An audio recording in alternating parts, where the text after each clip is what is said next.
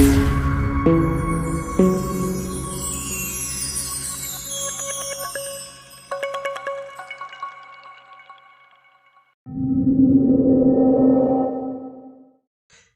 سچ تھا کہ میں نے جنات کے ایک سردار کی مدد کی تھی اور وہ میری شادی میں بھی شامل ہوئے تھے۔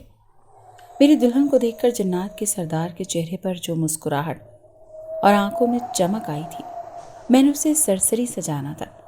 مگر اس کے بعد جو کچھ میری ازدواجی زندگی میں ہوا، میری بیوی جن حالات سے گزری، میں نے تو کبھی خواب میں بھی نہیں سوچا تھا۔ میں جو ان جنات کو اپنا ہمدرد اور دوست سمجھ رہا تھا، انہوں نے تو میری پیٹھ میں چھرا گھونپا تھا۔ کاش میں ان جنات پر کبھی بھی اعتبار نہ کرتا۔ بات کچھ یوں ہے کہ مجھے اکثر کام سے واپسی پر دیر ہو جایا کرتی تھی، چونکہ جہاں میں کام کرتا تھا وہ جگہ میرے گھر سے تقریباً 1 گھنٹے کی دوری پر تھی۔ اسی لیے میں کوشش کرتا تھا کہ زیادہ سے زیادہ وقت پیدل ہی چل کر طے کر سکوں، تاکہ میرے پیسے بچ سکیں اور میں اپنی باقی کے خرچ پوری کر سکوں۔ یوں ہی میری زندگی گزر رہی تھی۔ میں جس راستے سے گھر آیا کرتا تھا، اس راستے میں قبرستان بھی پڑتا تھا، جو کہ شام کے وقت اکثر ویران ہوتا۔ بعض دفعہ میں گھر جانے کے لیے اس راستے کا سہارا بھی لے لیا کرتا، لیکن جس روز آدھی رات ہو جایا کرتی، میں اس راستے سے گزرنے سے کترایا کرتا، کیونکہ ظاہری سی بات ہے قبرستان جیسے ویرانوں پر تو جنات کا بسیرا ویسے ہی ہوا کرتا ہے۔ اس روز میں جس کارخانے میں ایک کام کیا کرتا تھا، وہاں سے واپسی پر مجھے کافی دیر ہو چکی تھی، کیونکہ آج میرا ایک دوست چھٹی پر تھا اور یوں اس کے حصے کا کام بھی مجھے ہی نمٹانا پڑا۔ جب تک میں کارخانے سے نکلا رات کے 11 بج چکے تھے۔ جو ہی کارخانے سے باہر آئے تو آسمان پر بادل گرجنے لگے، بجلی کے کڑکنے کی آواز بھی سنائی دے رہی تھی۔ آج تو میں اپنی موٹر سائیکل بھی گھر ہی کھڑی کرایا تھا، کیونکہ اتنے پیسے نہ تھے کہ اس میں پیٹرول ڈلوا سکوں۔ مہینے کے آخری دن چل رہے تھے۔ میں نے ایک نظر آس پاس ڈالی اور پھر گہری سانس خارج کر کے پیدل ہی چل پڑا۔ یہی سوچ رہا تھا کہ زیادہ راستہ پیدل ہی چل کر طے کروں گا، پھر کوئی گاڑی ملی تو بیٹھ کر گھر تک پہنچ جاؤں گا۔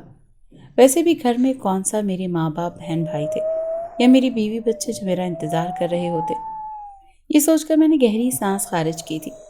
میں 27 سال کا نوجوان تھا، مگر میرے والدین تو مجھے تب کے چھوڑ کر جا چکے تھے جب میں صرف 12-13 سال کا تھا۔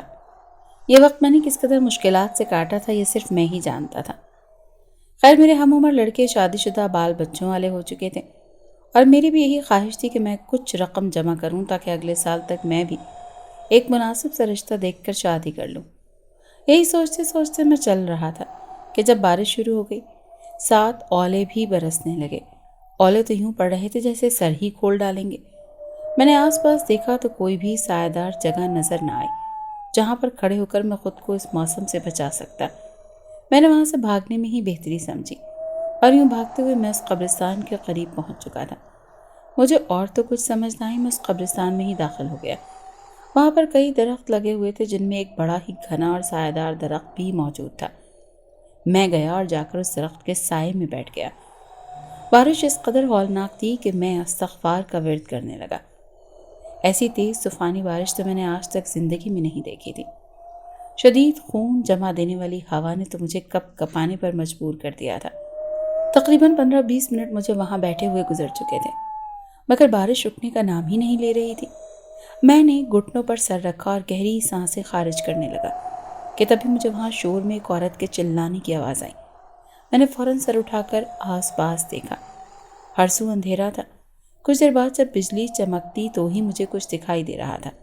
آخر کون تھا جو یہاں پر چیخ رہا تھا؟ خدا نخواستہ کسی لڑکی کے ساتھ کچھ غلط تو نہیں ہو رہا تھا؟ یہ سوچنا تھا کہ میں وہاں پر اٹھ گیا اور آس پاس دیکھنے لگا۔ تبھی جیسے ہی بجلی چمکی تو مجھے قبر کے پیچھے ہیولا سا دکھائی دیا۔ میں تو گھبرا کر 2 قدم پیچھے ہٹا تھا۔ دل پوری شدت سے سینے میں یوں اچھلا جیسے ابھی باہر آ جائے گا۔ میں نے آس پاس نظر دوڑائی۔ اس ٹھنڈے سے موسم میں یہ تو بھول ہی چکا تھا کہ اس وقت میں قبرستان میں موجود ہوں۔ ہر سو ایک مرتبہ پھر اندھیرا چھا چکا تھا۔ جب دوبارہ بجلی چمکی تو مجھے اس قبر پر ایک مرتبہ پھر لگی تختی کے پیچھے کوئی لڑکی بیٹھی ہوئی محسوس ہوئی۔ ایسے لگ رہا تھا جیسے وہ پھوٹ پھوٹ کر رو رہی ہو۔ یہ منظر بڑا ہی خوفناک تھا۔ ہو نہ ہو یقیناً یہ کوئی چڑیل ہوگی جو مجھ جیسے انسان کو یہاں اکیلے دیکھ کر اپنے ہونے کا احساس دلا رہی ہوگی۔ اتنا سوچنا تھا کہ میں فوراً وہاں سے بھاگنے لگا۔ جیسا بھی تھا مجھے اس قبرستان سے نکلنا تھا۔ میں نے جیسے ہی بھاگ کر اس کو قبرستان سے باہر جانا چاہا، تو مجھے ایک مرتبہ پھر اس لڑکی کے سسکنے کی آواز آئی۔ وہ بادل گرجنے پر بری طرح گھبرا رہی تھی۔ نہ جانے کیوں میرا قدم وہیں پر منجمد ہو گئے۔ مجھے ایسے لگا جیسے وہ کوئی جن چڑیل نہیں بلکہ ایک عام سی لڑکی ہے۔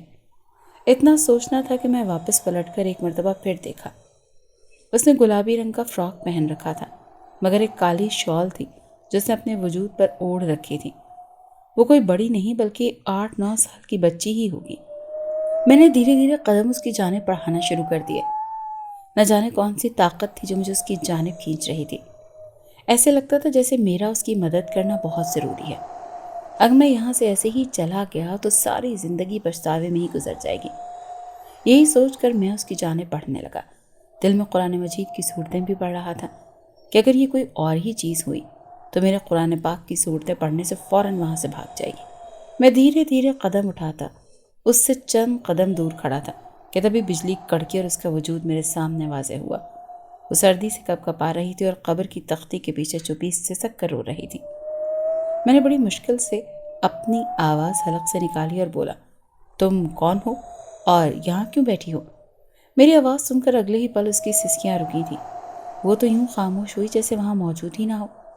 اسے خاموش دیکھ کر میں نے چند قدم مزید اس کی جانب بڑھائے اور ایک مرتبہ پھر یہی سوال کیا کہ تم کون ہو؟ اس وقت یہاں قبرستان میں، وہ بھی اکیلی، کیا کر رہی ہو؟ تم انسان ہی ہو نا؟ میں نے ڈرتے ڈرتے یہ بات کی تھی۔ اس نے پلٹ کر میری جانب دیکھا۔ میں جیسا سمجھ رہا تھا ویسا کچھ بھی نہیں تھا۔ وہ تو ایک معصوم سی بچی تھی، گلابی رنگ کا فراک پہنے، انتہائی معصوم، مگر اب بارش کی وجہ سے کیچڑ اور گیلی مٹی اس کے کپڑوں اور چہرے پر لگی ہوئی تھی۔ وہ ایک دم سے اٹھ کر میرے ساتھ لپٹ گئی۔ میں تو بوکھلا سا چکا تھا۔ وہ میرے ساتھ لگ کر روتے ہوئے کہنے لگی، انکل انکل، ان لوگوں نے میرے بابا کو یہاں قید کر دیا۔ آپ میرے بابا کو یہاں سے نکال لیں گے نا؟ میں ان کے بغیر زندہ نہیں رہ سکتی۔ اس کی بات سن کر تو میں حیران ہوا تھا۔ وہ تو قبر کی جانب اشارہ کر رہی تھی۔ شاید اس کے ابو وفات پا چکے تھے اور یہ معصوم بچی یہاں اپنے بابا کی قبر پر آ گئی تھی۔ میں نے یہ دیکھا تو فوراً اس کے سر پر ہاتھ پھیرا اور کہنے لگا، بیٹا، آپ کے ابو تو اس دنیا سے جا چکے ہیں۔ آپ کو ایسے اکیلے گھر سے نہیں نکلنا چاہیے تھا۔ آپ کی امی، بہن، بھائی کتنے پریشان ہوں گے۔ میں اس بچی کو دلاسا دینے لگا مگر وہ روتے روتے کہنے لگی کہ میرے ابو زندہ ہیں، انہیں تو اس قبر میں قید کیا گیا ہے۔ آپ میری مدد کیجیے، نہیں تو میرے ابو اس قبر میں ہی بند ہو کر مر جائیں گے۔ میں ابھی اس کی بات پر دھیان دے ہی رہا تھا کہ اگلے ہی پل وہ قبر جس کے پیچھے وہ بچی چھپ کر بیٹھی تھی ایک دم سے لرزی۔ ایسے لگ رہا تھا جیسے قبر میں زلزلہ سا آ چکا ہو۔ میں تو چلا کر فوراً اس بچی کو تھامتے دوسری قبر پر جا گرا تھا۔ وہ لڑکی روتے ہوئے میرا ہاتھ چھوڑ کر فوراً اپنے ابو کی قبر پر گئی۔ کہنے لگی، دیکھا، میں نے کہا نا میرے ابو زندہ ہیں، پلیز میری مدد کریں، میں اکیلے اپنے ابو کو اس قبر سے نہیں نکال پاؤں گی۔ اگر آپ میری مدد کریں گے تو میں آپ کا یہ احسان زندگی بھر نہیں بھولوں گی۔ اس کی باتیں بڑی عجیب تھیں مگر جس طرح مجھے قبر سے آوازیں آ رہی تھیں صاف ظاہر تھا کہ اس قبر میں یقیناً جو بھی موجود ہے وہ زندہ ہے۔ میں پہلے تو منع کرتا رہا اور یہی سوچا کہ باقی لوگوں کو بلا کر لاتا ہوں، کیونکہ تنہا اکیلے یہ کام کرنا میرے لیے بہت بڑی مصیبت کھڑی کر سکتا تھا۔ مگر اگلے ہی پل اس لڑکی نے میرے سر پر ہاتھ رکھا۔ کہنے لگی کہ انکل، آپ میری بات کیوں نہیں مان رہے؟ میں آپ کو کہہ رہی ہوں نا کہ اس قبر کو کھولیں اور میرے ابو کو نکالیں۔ اس کا کہنا تھا کہ گویا میرا دماغ اس کے قابو میں آ گیا۔ میں اٹھا اور میرا جسم خود بخود ہی حرکت کرتے ہوئے اس قبر کی مٹی کھودنے لگا۔ میں خود کو روکنا چاہتا تھا مگر جیسے میرا وجود تو میرے کنٹرول میں رہا ہی نہیں۔ کچھ دیر بعد وہ قبر کھل چکی تھی۔ جیسے ہی قبر کی سل ہٹائی تو میری چیخ نکلی تھی۔ بارش تو یوں ہی جاری تھی مگر اب اس کا زور کافی حد تک کم ہو چکا تھا۔ وہاں تو ایک شخص بیٹھا تھا۔ قبر حد سے زائد ہی گہری تھی اور وہ شخص زنجیروں سے بندھا ہوا اس قبر میں سر جھکائے ہوئے بیٹھا تھا۔ یہ منظر بڑا ہی ہولناک تھا۔ میں نے اس بچی کو دیکھا، سوچا کہ اس بچی کو تسلی دوں۔ یہ منظر تو مجھ جیسے مرد کے لیے ہولناک تھا۔ وہ تو پھر بچی تھی، مگر اس سے پہلے کہ میں اس بچی کو سنبھالتا وہ تو اگلے ہی پل اس قبر میں کود چکی تھی۔ اپنے ابو کو سینے سے لگا کر رونے لگی، کہنے لگی کہ دیکھا، میں نے کہا تھا نا کہ میں آپ کو آزاد کروا کر رہوں گی۔ دیکھیے، میں نے آپ کو اس قبر سے نکال دیا۔ اس کی بات سن کر اس کے ابو بھی اسے خود سے لگائے رونے لگے۔ میں یہ منظر بغیر پلکیں جھپکائے دیکھ رہا تھا۔ کہ آخر یہ کیا چکر ہے۔ میں نے کئی مرتبہ سوال کیا کہ آپ کو اس قبر میں کس نے بند کیا؟ اگر آپ زندہ تھے تو کن لوگوں نے آپ کو یہاں پر قیدی بنا کر رکھا؟ آپ ٹھیک تو ہیں نا؟ مگر اس نے میرے کسی بھی سوال کا جواب نہ دیا۔ وہ تو اپنی بیٹی سے ہی نہ جانے کس زبان میں باتوں میں لگا ہوا تھا۔ وہ دونوں ایک دوسرے میں اتنے مشغول تھے کہ مجھے وہاں اپنا ہونا بے معنی سے لگا۔ میں نے ان دونوں کو وہیں چھوڑا اور اس قبرستان سے نکل گیا۔ میں بارش میں بری طرح سے بھیگ چکا تھا اور اب مجھے ہلکا ہلکا بخار بھی ہونے لگا تھا۔ رات کے 2 بج چکے تھے۔ گھر آ کر سب سے پہلے میں نے کپڑے بدلے، پھر اپنے بستر پر لیٹ گیا۔ بھوک تو جیسے مٹ ہی چکی تھی۔ بار بار وہی منظر میری آنکھوں کے سامنے آ رہا تھا جب میں نے اس شخص کو دیکھا تھا۔ بھلا قبر میں ایک تنگ کمرہ اور پھر اس شخص کا وہاں بیٹھے رہنا، مجھے یہ سب بڑا ہی عجیب و غریب سا لگ رہا تھا۔ مگر نیند اس قدر آئی تھی کہ میں فوراً سو گیا۔ اگلے ہی روز میرے دوست نے مجھے جو خبر سنائی وہ میرے لیے بڑی خوشی کے باعث تھی۔ میں نے ایک اچھی جگہ کام کے لیے درخواست دی تھی اور خوش قسمتی سے میری وہ درخواست قبول ہو گئی تھی۔ میری خوشی کا تو کوئی انتہا نہ رہی تھی۔ میں نے جو چاہا تھا وہ مجھے مل چکا تھا۔ میں بڑی فیکٹری میں کام کرنے لگا۔ میری تنخواہ تو پچھلے کارخانے سے 3 گنا زیادہ تھی۔ میرے تو دن ہی پلٹ گئے تھے۔ آخر میں نے اس محلے کے ایک رشتہ والی سے شادی کا کہا۔ وہ کہنے لگی، ارے تجھے تو کوئی بھی اپنی لڑکی دے دے گا، اچھا کھاتا کماتا ہے، اچھا گھر ہے، نہ ماں باپ ہے نہ بہن بھائی۔ ارے لڑکی والے تو ایسے ہی لڑکے کو آج کل کے زمانے میں ڈھونڈ رہے ہوتے ہیں۔ رشتے والی آنٹی نے یہ بات ہنس کر کی تھی، مگر یہ بات میرے دل کو چبھی تھی کہ میرا اس دنیا میں کوئی بھی موجود نہیں تھا۔ خیر، رشتے والی نے مجھے چند لڑکیوں کی تصویریں دکھائی جن میں سے ایک مجھے پسند آ گئی تھی، میری ہی ہم عمر تھی۔ وہی لڑکی والے مجھ سے ملنے بھی آئے، میرا گھر دیکھا اور پہلی ملاقات میں شادی کے لیے مان گئے۔ 1 ہفتے بعد شادی کی ڈیٹ فکس ہو گئی تھی۔ میں بڑا ہی خوش تھا، مگر ایک بات مجھے اداس کر دیتی تھی کہ میں شادی میں بھلا کیسے جاؤں گا؟ میرے تو دوست بھی اتنے نہ تھے، ایک ہی تو دوست تھا میرا۔ کاش میرے والدین ہوتے، رشتہ دار ہوتے تو میں بھی بڑی دھوم دھام سے بارات لے کر جاتا۔ میں یہی بات سوچ رہا تھا کہ میری آنکھوں میں آنسو سے آنے لگے۔ خیر، بارات والے دن میں تیار ہوا اور اپنے ایک دوست کے ساتھ بارات لے کر جانے لگا۔ تبھی ایک جانب سے کئی سجی ہوئی گاڑیاں چلتی ہوئی میری جانب آنے لگیں۔ میں نے تو سمجھا تھا کہ شاید یہ کسی اور کی بارات ہے جو یہاں سے گزرنے لگی ہے، مگر حیرت کا جھٹکا تو تب لگا جب وہ ساری گاڑیاں میری ہی گاڑی کے پیچھے آتے ہوئے میرے ساتھ آنے لگیں۔ میں تو حیرت سے ان کی جانب دیکھ رہا تھا کہ آخر یہ کون لوگ ہیں۔ لڑکی والوں کے گھر کے باہر جا کر جب یہ گاڑیاں رکی تو سبھی اش اش کر اٹھے تھے، کیونکہ بارات کا استقبال بڑے ہی دھوم دھام طریقے سے کیا گیا تھا۔ میں نے جب سب سے پہلی گاڑی سے اترنے والی شخص اور لڑکی کو دیکھا تو ایک پل کو تو جیسے میں سانس لینا بھول چکا تھا۔ یہ تو وہی تھے جن کی میں نے کچھ ماہ پہلے اس قبرستان میں مدد کی تھی، مگر دوبارہ تو کبھی ان سے ملاقات نہ ہو پائی تھی۔ وہ شخص چلتا ہوا میرے پاس آیا اور مجھے گلے لگا کر مبارکباد دینے لگا۔ میں نے خوشگوار حیرت میں مبتلا تھا کہ آخر ان کو میری شادی کے بارے میں کس نے بتایا۔ میرا سوال شاید وہ جان چکے تھے۔ کہنے لگے، تم نے میری جان بچا کر مجھ پر بہت بڑا احسان کیا۔ میں وہاں پر 120 سال سے قید تھا اور صرف ایک آدم ذات ہی تھا جو مجھے وہاں سے نکال سکتا تھا، اور تم نے یہ کار خیر انجام دیا۔ خدا تمہیں زندگی میں ہمیشہ کامیاب کرے۔ اس کے الفاظ تو جیسے میری سانس تک روک چکے تھے۔ میں دل تھامے اس کے الفاظ پر غور کر رہا تھا کہ آخر اس نے کہا کیا ہے۔ سمجھ نہیں آئی تھی کہ کیا رد عمل ظاہر کروں۔ میں فوراً اس سے جدا ہوا اور اس کا چہرہ دیکھ کر کہنے لگا کہ آپ کیوں مذاق کر رہے ہیں؟ بھلا 120 سال تک کوئی انسان کیسے اس قبر میں رہ سکتا ہے؟ میری حیرت دیکھ کر انہوں نے میری آنکھوں میں دیکھا اور اگلے ہی پل 1 سیکنڈ کے لیے اس شخص کی آنکھیں بالکل سیاہ پڑ چکی تھیں، یہاں تک کہ سفیدی بالکل باقی نہ رہی، اور اس سیاہی میں مجھے صرف اور صرف آنکھ کے شعلہ دکھائی دیا۔ اگلے ہی پل میں آنکھیں بند کر گیا۔ لڑکی والے ہمارا استقبال کرنے کے لیے کچھ دوری پر کھڑے تھے اور میں یہاں پر عجیب سی شش و پنج میں مبتلا ہو چکا تھا۔ وہ میرے کاندھے پر ہاتھ رکھ کر بولے، گھبرانے کی ضرورت نہیں، ہم تمہارے دوست ہیں، بلکہ تمہارے دوست سے بھی بڑھ کر ہیں۔ جاؤ اپنی دلہن کو لے کر آؤ، ہم تمہارے ساتھ ہیں۔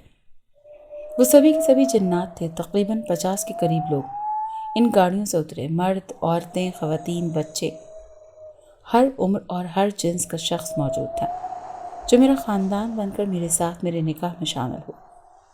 میں جو پہلے گھبرایا ہوا تھا ان جنات کی اتنی محبت اور اپنائیت دیکھ کر خوش ہو گیا۔ میں تو سوچ بھی نہیں سکتا تھا کہ جنات اتنے اچھے بھی ہوتے ہیں۔ کچھ ہی دیر کے بعد میرا نکاح ہوا اور میں اپنی بیوی کو رخصت کر کے اپنے گھر لے آیا۔ وہ سبھی جنات راستے میں ہی غائب ہو چکے تھے۔ میں نے سوچا تھا کہ ہو سکتا ہے وہ اپنا احسان اس طریقے سے چکانا چاہتے ہوں اور اب دوبارہ مجھے زندگی میں کبھی بھی نظر نہ آئے، مگر یہ صرف میری غلط فہمی تھی۔ میری بیوی دلہن بنے کمرے میں بیٹھی تھی۔ آج ہماری سہاگ رات تھی۔ میں چلتا ہوا کمرے میں گیا، اس کے لیے خوبصورت سے ہیرے کی انگوٹھی لی تھی جو میں اسے بطور تحفہ دینا چاہتا تھا، مگر جیسے ہی میں کمرے میں داخل ہوا اور اپنی بیوی کے چہرے سے گھونگھٹ اٹھایا تو مجھے دیکھ کر چیخنے چلانے لگی۔ اس نے فوراً اپنا چہرہ چھپا لیا اور چیختی ہوئی بچاؤ بچاؤ کی آوازیں لگانے لگی۔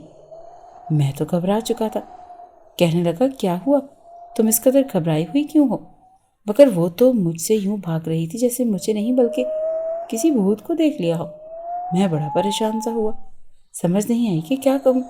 ایک تو ہم مل بھی پہلی مرتبہ رہے تھے، مگر جیسے ہی میں نے اپنے بازو سے پکڑنا چاہا تو وہ بے ہوش ہو چکی تھی۔ میں اسے فوراً اسی روپ میں اٹھا کر اسپتال میں لے گیا۔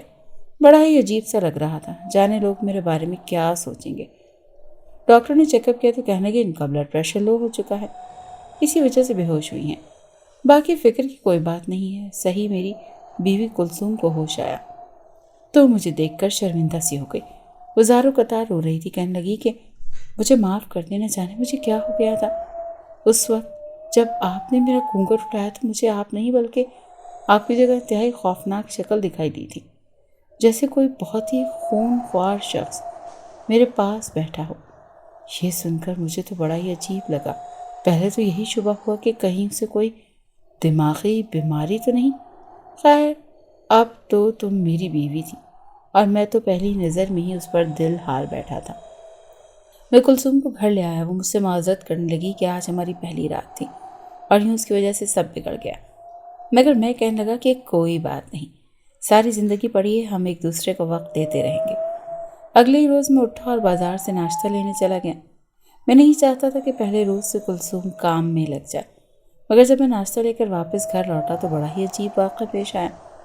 جیسے ہی میں اپنے کمرے میں داخل ہوا تو میری بیوی میرے کمرے میں موجود ہی نہیں تھی، یہاں تک کہ میں نے اسے پورے گھر میں ڈھونڈ لیا مگر وہ مجھے کہیں بھی نہ ملی۔ آخر کو میں اسے آواز دینے لگا کہ کلثوم تم کدھر ہو؟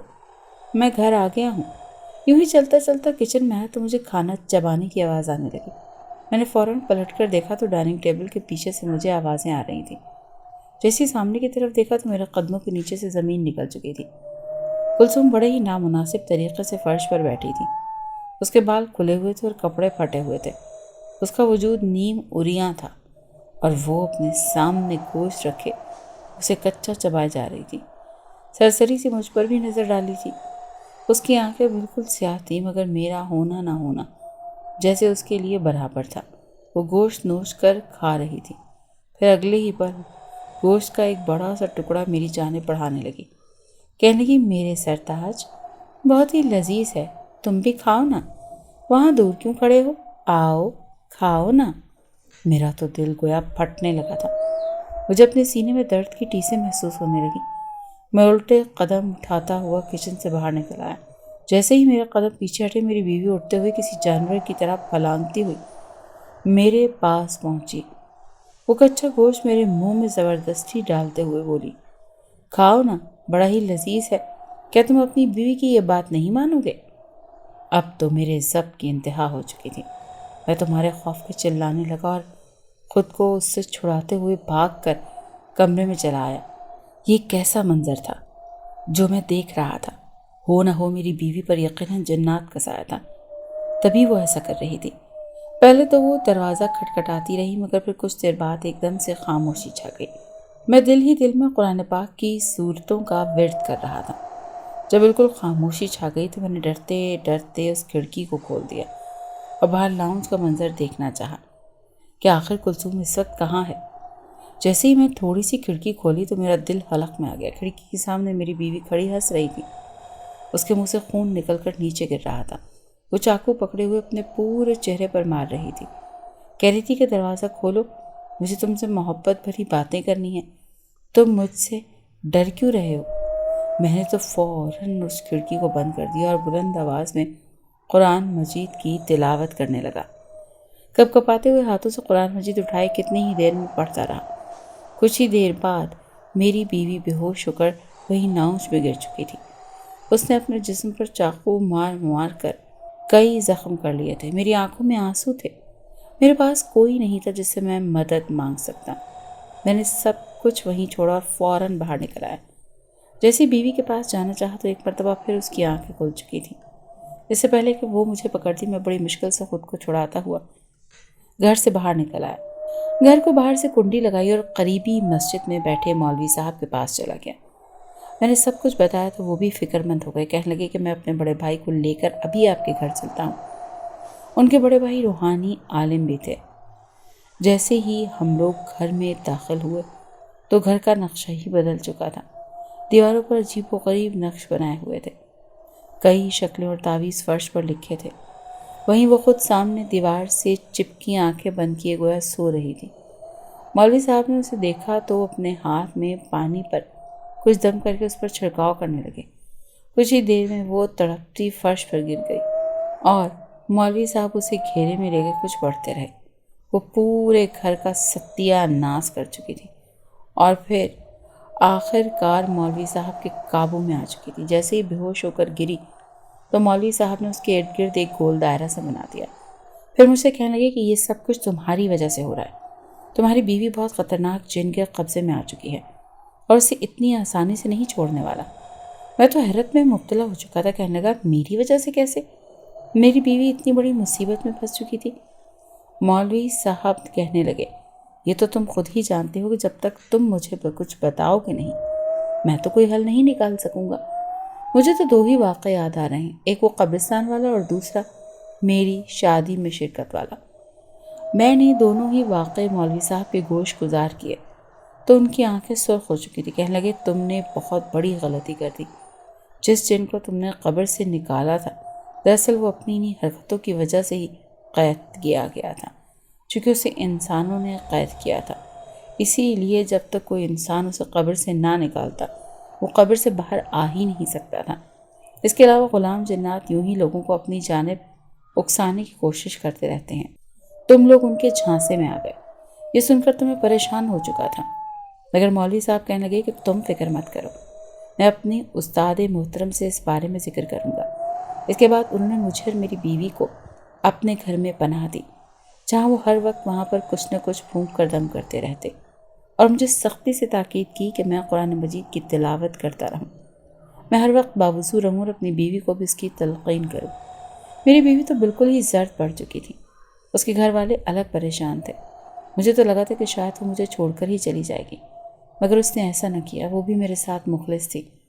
آخر ان بابا نے میری بیوی کی جان اس خطرناک جن سے چھڑوا دی اور دوبارہ اسے اسی قبر میں قید کر دیا گیا۔ آج سے صدیوں پہلے بھی وہ جن یوں ہی شادی شدہ یا جن جوڑوں کی شادی ہونے والی ہوتی ان پر قبضہ کرتا اور پھر وہ دلہن کے ساتھ ازدواجی تعلق قائم کیا کرتا تھا۔